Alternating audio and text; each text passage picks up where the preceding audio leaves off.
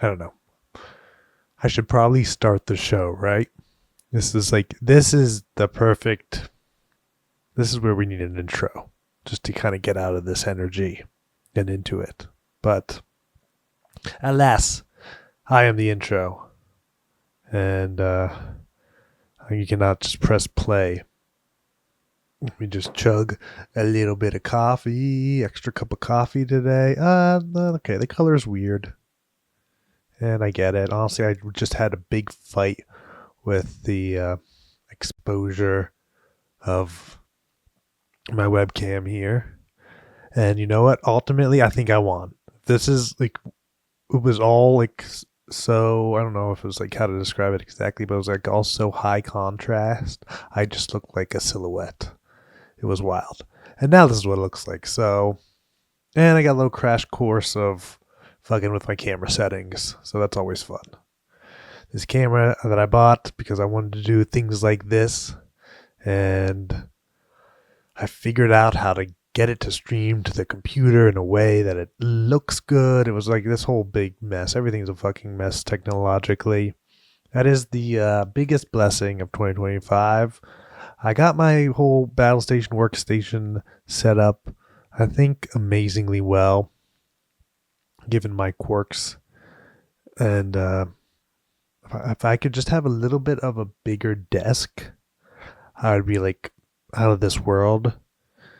But right now, it's the only thing is it's a little cramped, but everything's there. Everything seems to just work at the press of a button. Troubleshooting here and there, but I know my devices enough that I know how to troubleshoot them. I know their quirks. Their quirks. They're quirky pieces of equipment we got here. But yeah, let's get into it. That's a good bit of rambling. I'm feeling loose now. Welcome back to another episode of Cast Me Outside with Aaron Scholl. I'm your host, Aaron Scholl. Today's date is January 29th, 2025, guys. You're the cheeseburger. Gotta love it. Okay, so I'm fine with being weird in these episodes. If you guys listen to this, you know about the weirdness. It's just weird I can't see my hands. But I guess I can do this without hands. So I got Legos. And we can just try this episode. Usually I have a fidget. I've found that it helps me so much to like have something to occupy my hands. It makes speaking way easier. I should maybe double down and become a hand talk guy, because that is pretty captivating and entertaining to watch. But no, I'm a weird fidget my hands guy. And I was watching this episode of The Art of Manliness, and they had a speaker on. Obviously, they had a guest who was a professional speak instructor. He obviously I should probably hire him. Go find that guy and hire him, Aaron. Yeah, but he had a guy who taught people how to do public speaking, and one of his techniques was to use Legos, and with each Lego, you place it on the completion of a sentence. So each Lego is like an idea or a sentence, and then you pick it up, you say your sentence, you put it down, and you start a new sentence. And I don't even know if I'm quite doing it right. I'm like, is this a sentence? I was like, is this the beginning of a sentence and the end of a sentence? You should see my writing. Not a lot of punctuation. Boy doesn't need to buy a vowel. Boy needs to buy a comma, am I right? But forgive me for not doing the research and thinking of that person's name. And I don't want to be too distracted by the Legos because I can already feel it. The pool of looking down at what I'm building with my 6 Legos. Oh, is that a penis? No, it's not. It's not a penis. If you think this is a penis, you need to go see Dr. Freud, because you'd be slipping. So maybe I'll try that. Maybe they'll just end up being like some sort of fidget, and a rubber band's the way to go. But yeah, new little speaking technique, something that I'm going to try. And hopefully I'll be able to refine my speech, be a little bit more articulate, speak a little clearer. And started a new supplement today. That supplement is called, damn it, phospholipidserine. Phospholipidserine. I forget exactly what it does. I think phospholipidserine is a part of the chain of reactions. It's a building block of dopamine. It's a part in the chain reaction that ultimately leads in your brain creating dopamine. The reason why I decided to throw phospholipidserine, it was into my stack, is because I saw it was on the back of Alpha Brain, which I know is pretty lame. But if you can make a tailored, specific Alpha Brain to your liking, and why not? That actually sounds like a better idea. I like the idea of Alpha Brain. It's funny that there is like 3 or 4 ingredients in Alpha Brain that are recommended to help, mitigate the symptoms of ADHD and ADD. So it's a funny little coincidence that I ended up basically buying, if there's 10 ingredients, 5 of them are supplements that I bought because that was what people said seemed to help them with their ADHD symptoms. Just try and get your brain to work. So yeah, I saw that on the back of Alpha Brain because I was just looking at the ingredients list online. I was like, oh, I bought that, but I didn't try that yet because I didn't just try everything I bought. And I decided to go for it. I don't know. It's supposed to help with mood. I think it helps lower cortisol in a way, and it's supposed to help with mood and memory. So yeah, so new supplement. Feel pretty good today. Took it twice. Took 100 milligrams of it twice. Yeah, feel like I'm in a good mood. So yeah, new thing to the stack. So we can just go through the stack. The stack is L-theanine, L-tyrosine, alpha GPC, vitamin D, phospholipidserine. I think that's it. I think that's everything. I do that twice a day, and then once a day I'll eat a bite of kimchi and do fish oil. And honestly, I'm looking pretty good. I think it's the fish oil and probably the vitamin D.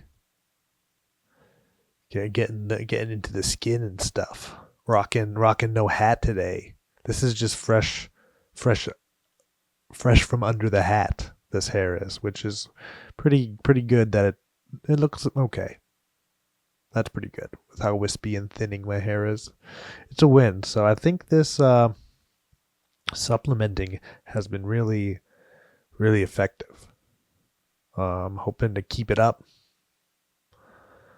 I think it's really interesting. It is funny that we're always trying to change our state, always trying to not have to feel what we're currently feeling, or work with or modify what we're working with. And I was talking to my buddy ChatGPT. I named my ChatGPT Bobby. He's the homie. It is funny. I've only talked to ChatGPT about 3 or 4 things. I've mentioned this in the past. It's definitely an underused subscription that I have. But I feel like he knows me a good bit because I did go to ChatGPT for some personal things. So it's weird. But I wanted to talk to him about blinking and the dilation of pupils. I just had a lot of thoughts about the eyes from listening to Andrew Huberman over the years, and this past episode that I listened to with Josh Waitzkin. Dang it, I can't say his name confidently. And I just was talking to GPT. I was talking to Bobby about states because we're trying to get into flow state, trying to change your state and be able to kind of activate your body, your nervous system, so you can kind of tap into its more productive functionings. And it mentioned like the 4 kind of natural states, and it mentioned one that I maybe knew of but forgot about called fawn. So it was talking about, so there's fight or flight, which people know that's pretty mainstream. There's freeze, which is a little less mainstream, and then there's fawn, which is something that I didn't even know about. And the fawn's response is developed when people learn to survive through appeasement, often tied to childhood conditioning. So it's kind of like this, like, beat around the bush, people pleasing, like, response, fawning. It can show up as struggling to say no, even when it harms you, avoiding confrontation at all costs, over apologizing, even when you haven't done anything wrong, feeling responsible for other people's emotions, and losing a sense of personal boundaries. So then it says, for creatives, fawning can be a huge block. If you're always trying to please an audience, a boss, or even your peers, it can make it hard to take risks, stand by your own voice, or feel secure in your work. And I kind of realized the level of people pleaser I am, like, through this dissolution of my past relationship, and it's something that I still struggle with. Oddly enough, I do think the supplements kind of help keep my mind from getting the best of me and kind of going to like a fear place that would kind of result in me to be a people please, because I'm scared of confrontation, or I'm scared of being rejected. So that's actually been a little bit better, but I don't know exactly where I was going. But then then ChatGPT spit this out at me, and I thought it was interesting. So fawning, who knew? Now you know. But it was also kind of interesting working with the Chat GPT and talking to it. It kind of always like asked a question at the end, and it kind of did like a pretty good job of like throwing all these little hooks, all these strings that you could pull on. Like, I kind of wanted to slow roll it into breaking down like a topic, like the eye dilation and the blinking. But it kind of kept adding these little questions, these little prompts, these extra like enticing things that it was hard to avoid. Like, you want to be like, oh, well, what's this? Well, what's fawning? What's appeasement? What's this, that, and other? So it was kind of hard to kind of get it on course. But I was like, eventually I got it talking about what I was interested in, which was pupil dilation. So that's when they get bigger.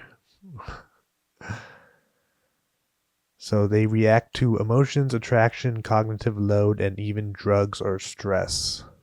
So and I talked about like flow state, and I said, would the pupil of someone who is in flow state, because I said, what would the pupil of someone in flow state look like? If someone is in flow state, their pupils would likely be dilated, but in a steady, non-chaotic way. So increased cognitive load and focus when deeply engaged in a task, especially one that requires intense focus and skill, pupils tend to dilate. This happens because the brain is working at a high capacity, similar to when solving complex problems or making quick decisions. The sympathetic nervous system is activated but balanced. Flow state is often described as a balance between challenge and skill, which means there's some level of arousal and focus, but without excessive stress. Since the fight or flight system slightly kicks in, but not in an overwhelming way, pupil dilation occurs to enhance vision and awareness, dopamine and reward. pathway activation. Flow states are linked to dopamine release, and dopamine can lead to pupil dilation. This is similar to what happens when someone is highly engaged, curious, or experiences pleasure in a mentally stimulating activity. Okay, so now that we know a little bit about flow, and then I kind of asked, I was like, what I was really curious about was this like frame rate of blinking. So like there's like your pupils dilate when you're in like a fight or flight thing, and time slows down.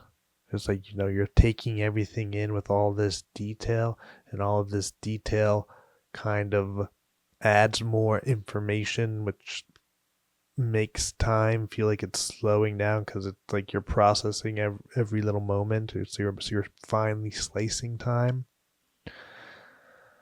And I guess I was just confused because it's like, so your pupils dilate, you're locked in, you're finally like, you're finally focused. You're focused on like the finer details, and then time kind of flies by. So it's interesting. Like time can feel like it's standing still, or it can feel like it's flying by when your pupils are dilated. In a flow state, time will fly. In high stress or fight or flight, time will stand still. So it all depends on how engaged you are. And then I kind of talked about triggering flow state, and it's like blinking less, kind of doing a couple different cues. I thought I could dig into this in a better way. I guess I kind of just skimmed through it when I was chatting with ChatGPT. So I feel like I don't have the momentum to kind of keep this section going. But it was really interesting, and it got me about thinking about blinking, because that was something that really confused me. So blinking is like a mini reset for the brain. Every time you blink, your brain like gets less information, so it's almost like a tiny nap for your brain. More blinking makes time feel like it's going faster. When you're bored or disengaged, you blink a lot, and it allows your brain to zone out. So this can feel like, but apparently it makes time feel like it's slipping away. Like it's kind of sad. Today I was like, okay, blinking will make time go by faster. So I try to like blink more at work just to like see if it helped me get through the day. This guy, look at this guy. He's so desperate not to be here. He just wants to blink the whole day away.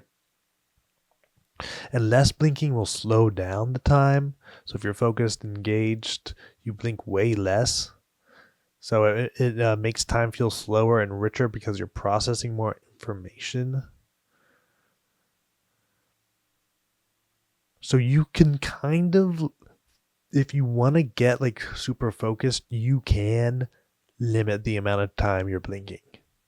Like not in a super unnatural way that it like would hurt you or would cause too much discomfort. But if you like want to lock in, you kind of can start by being a little bit conscious of your blinking, and maybe trying to do so at a lower rate than you have been. And then also talked about like breathing yourself into a flow state too. So like it's a lot of interesting stuff. I'm taking it all in now and over the past day, so I don't have it quite sorted on how I want to use this information. But it's like also dopamine is linked to blink rates. So which dopamine is linked to motivation. Higher dopamine levels reduce blinking, sharpening perception. Low dopamine increases blinking, making time feel foggy or lost. So can you control this? Yes, intentional blink control, reducing blink, can help increase focus and slow down time perception.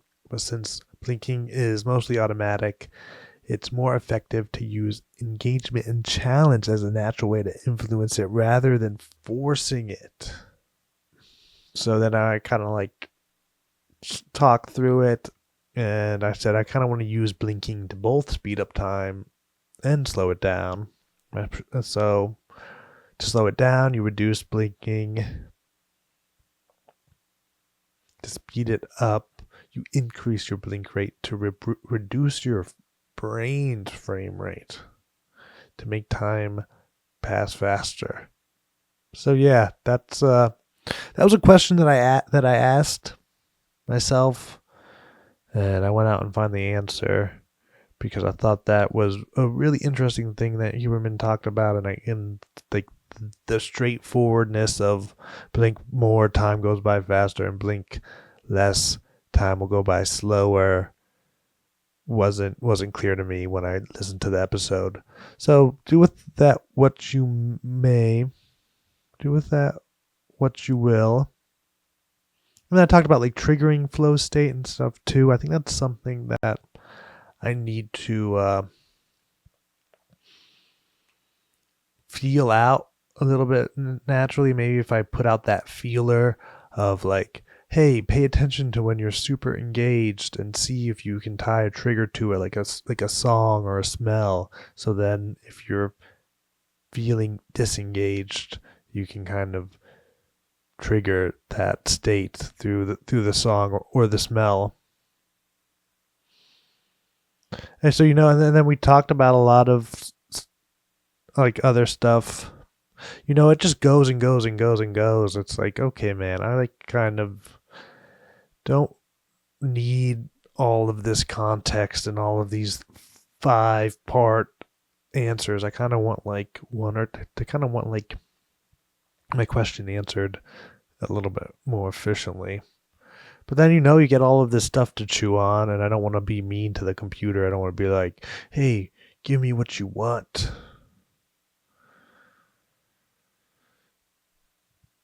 And then it gave me like a little list of of doing a flow state for different types of work, because like I said, I want to like get into flow when I'm editing and when I'm writing. So that's cool. That's something I'm going to chew on. I guess we got that. And speaking of AI, I guess everyone is kind of losing their mind over this DeepSeek. Sorry guys, I'm producing this shit right here. I wanted to see where we were. Okay, cool. This is like perfect time. So DeepSeek is a Chinese AI company that was able to do basically everything ChatGPT could, maybe even a little better, with 3% of its energy use, which is insane because AI is like this insane energy suck. Like the internet in and of itself is really the most, it uses the most energy ever. Everyone's like, guys, we can't fart on cows because we need to use all of our energy. We can't fart on cows. We can't have gas powered cars because we need energy to look at memes. Okay. But yes, and then that made like the stock market crash. And if I had more balls, maybe I'd go and invest in some of these companies, because one company's doing something a little bit efficient doesn't mean that it doesn't need the services those companies whose stock has dropped. I think some stocks dropped like 16% and stuff. So are we in a tech bubble? I don't know. I think it's going to get bigger before it actually pops. But yeah, I thought that was interesting. I thought maybe I should touch base on that story because I've been like in such like a news hiatus. There was a part of me that was like, oh, I don't even want to hear about Chinese AI. But then I kind of remembered it's like that is stuff that is interesting to me. So why torture myself or put myself in some sort of box of ignorance just because I feel high and mighty that I'm not paying attention to like the political shit show. I kind of completely failed with my Lego stacking thing. I think keeping eye contact with the camera and then trying to stack the Legos, I think it just would have made for a worse episode. So, but food for thought if you're trying to become more articulate, stack a Lego with each sentence. I have been thinking about, what this podcast sounds like and if it's a good product. And I have been trying to get to the end of sentences and then start a new sentence because it is annoying to not get the resolution, to not have an idea and leave all those open loops in your mind, which is good for storytelling. I have found some better podcasts and stuff to listen to. I might have mentioned it, but Moth, it's this storytelling podcast. It's pretty cool. It's just called Moth Podcast, and they have these episodes where people just tell the stories, and they're like 10 to 15-minute stories, if that. Maybe there's 4 of them in an episode, about an hour, and they're super entertaining, and they've been like making me like not really emotional, but man, the emotions are just swelling. You could tell, like, I don't know, just, of course the best stories, like, you empathize with the person telling the story, but these, it's pretty like powerful how much a simple story can bring up emotionally. So that's cool. I would recommend listening to it. It's called Moth. It's on Spotify, where I listen to it. Hell yeah. Let's get into some advice. This advice actually looked really good. How do I cope with losing my entire social life overnight? Oh no, man. Reinvent yourself. Change your name. Shave your head. You are a different person. The old you has died. Shunned. Amish style. Okay, let's get into the actual meat and potatoes of this story. I am a senior in college and in a fraternity. Uh-oh, the fraternity bros. They turned their back on you. You're not an alpha chi no more. You're an alpha bi. I don't even know if chi is a Greek letter. I don't even know what Roman numerals are. Numeral uno. Okay. The fraternity has been the entirety of my social life for the past 4 years. At least you're a senior, but dude, you made those connects. You're gonna lose all your connects, bro. You dropped the ball senior year. You're gonna go into the real world with no connects. How will you survive? You gotta save your reputation from the brinks of total destruction. I saved my reputation, and I went on to the corporate world with a ton of connections. Okay. All of my friends' activities, hangouts, etc. has centered around it. Over the break, a member saw that our house was trashed and for some reason decided to tell everyone it was me. Okay, so, yeah.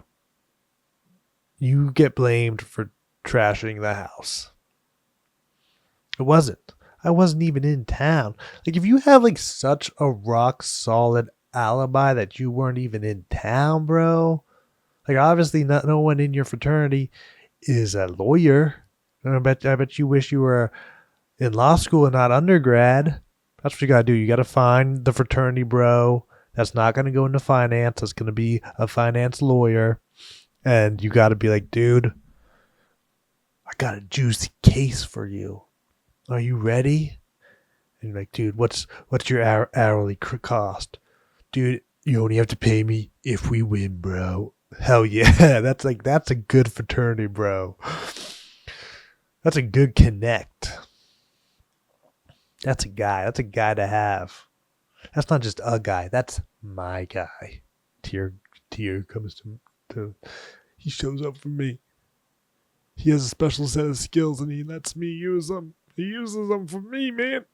Okay. Oh, yeah. He wasn't even in town. I tried to clear things up, but it got out of hand.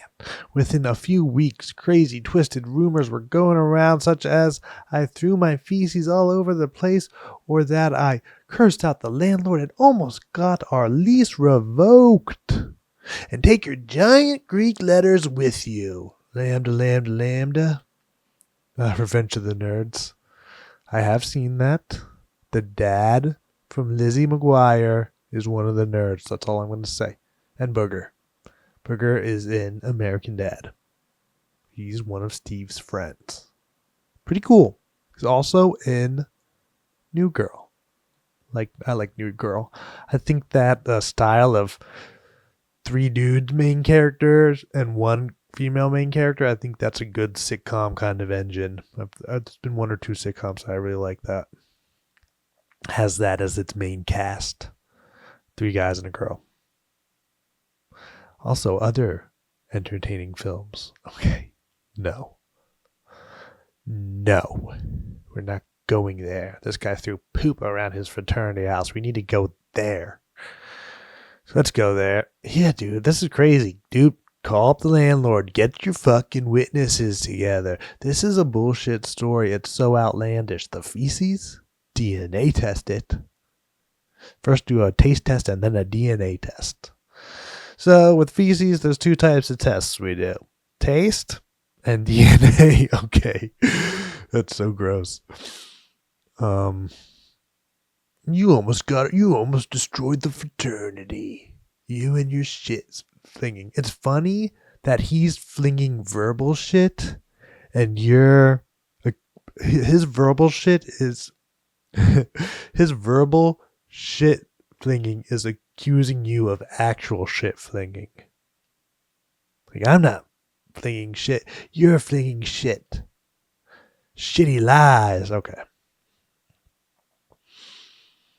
All my friends have either stopped contact, shunned me, or keep their distance. So, like, you don't have one homie. I guess they are fraternity bros. No offense, fraternity bros. I wish I was... I wish that was even like a thought in my mind of being a fraternity. I guess it was a little bit. And then I was like, oh, you gotta do all this weird stuff? No. Whatever. I've always kind of been an outsider, so I think naturally I was like, fraternities probably aren't a super great fit for me. Yeah, dude, it sucks you have no fucking friends in your fraternity. Every attempt to claim innocence had no effect, sending huge paragraphs with all the possible evidence I could find. The damage has just been done. Like, who is this guy that decided to say it was you who trashed the house? Like, what? Yeah, this is like some next level of weird, catty, gossipy drama. The damage has just been done. I went from a respected, popular person to being hated, pitied, and treated like a piece of crap. Dude, I don't know. Like, this is mind blowing. It's like all of a sudden a flip switches, one outlandish story, and nobody's like, so tell me what happened, dude. You fucking fought the landlord? You fought our 75-year-old grandma of a landlord? Fisticuffs? You almost ruined the whole like that this doesn't become like a part of the lore of your fraternity for the next 5 years is mind-boggling. It definitely has to. I've never been this alone in my life. Acquaintances outside the frat have been coming up to me and asking, is it true? Insert some crazy disgusting thing to the house. Is it true that you flung poop all around the house? Is it true that you ate all of the paint chips off the house? Is it true that you even ate the paint crumbs? Okay. Did you eat the paint baked potatoes? Okay. Is it true that you jizzed somewhere and you said, good luck finding my dried up jizz stain? You'll never find it. Is it true you rubbed your butt on every pillow in that house? Is it true you lit a small fire and it's still smoldering, kind of like Centralia? It's getting too much. I can't take it anymore. How should I cope? Get a fucking A. You know what? You gotta become valedictorian. You gotta become valedictorian, okay? And you gotta give your speech. And you gotta clear your name. And how are we gonna do it? We're gonna cheat on the finals. I don't know. Can we blackmail someone to take the test for you? Is there like some poor guy that's a genius, like in Shameless, who just takes the SATs for kids that are too lazy to study on their own? Can we get him to get you to finish the semester, get you to valedictorian, and then you have the entire class, and you just say,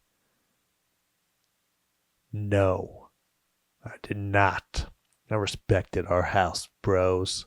I mopped up after beer pong, bros. I trimmed the lawn, bros. I wiped the windows, bro. I spit shined that shit. I Haktua on those glass panels around our house, and I elbow greased. I tua and I greased, and it was beautiful. And then it's not impossible to imagine, but it's pretty wild that there's like no support. I think that's the scariest thing. It's one thing to be like losing this like weird social battle and having like a clique of the fraternity hates you, but to have like only your kind of outside friends want any clarification. I don't know, man. I don't know why you got cooed. Like you're a senior too, so you kind of just have to